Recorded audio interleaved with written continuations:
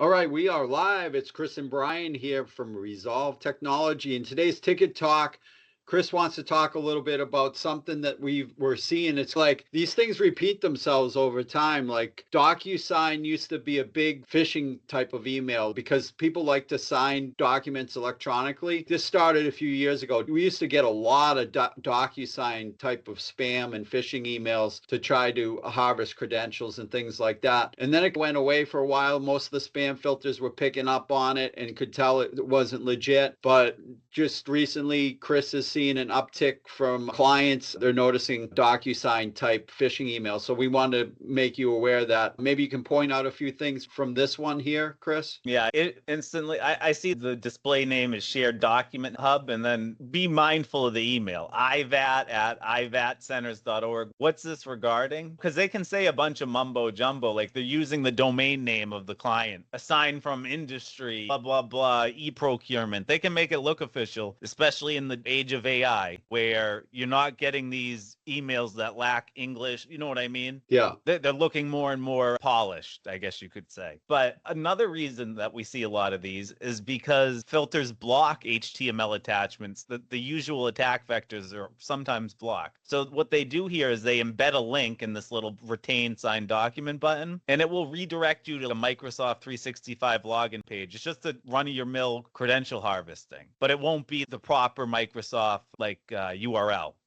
So I wouldn't open it. You'd hover over this retain signed document, but I bet it's some weird link that's not Microsoft related at all. They want you to punch in your credentials to your email account, and that's all she wrote. So one of the things you can do is if you're not expecting a document from somebody to sign some sort of document from somebody, right off the bat, you should question it. You should not be clicking the link or anything like that. Get rid of it if you're not expecting a document. If you are expecting a document, just happen to be expecting something, or this looks like it's coming from a legit source. Verify, use a second factor of verification, pick up the phone, call the person who you think is sending it and ask them, are you sending me a DocuSign to get signed? And they'll be like, no, I didn't plan on sending you anything. Why? Does it look like you have something for me? Because it could actually be coming, who knows? They could be hacked into that person's mailbox. We see that a lot. Like in this case, it's just a random spam message. So you just don't want to be click happy. Use a second factor of verification, like we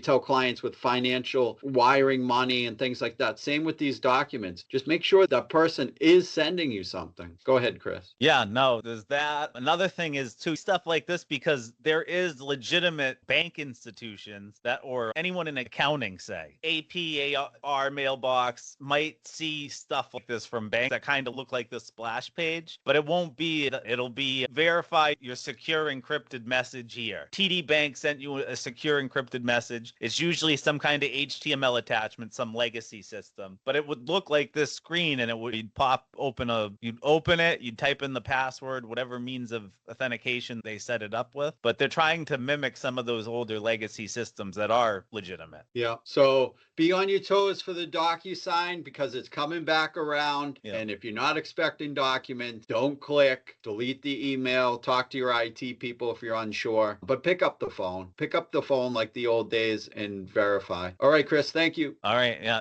Brian even has me pick up the phone.